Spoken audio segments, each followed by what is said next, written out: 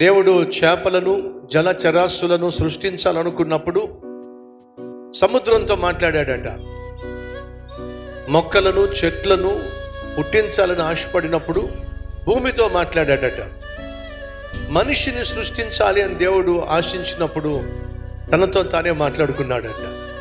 మన పోలిక చొప్పున మన స్వరూపమందు మనిషిని సృష్టిద్దాం అని చెప్పి తనకు తాను మాట్లాడుకున్నాడు. అనగా నీళ్ళల్లో నుండి చేపలు, నేల నుండి చెట్లు, దేవుని దగ్గర నుండి మనిషి జన్మించాడు.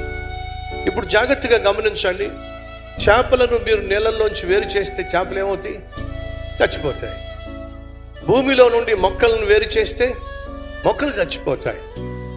దేవుని దగ్గర నుండి మనిషిని వేరు చేస్తే మనిషి కూడా చచ్చిపోతాడు.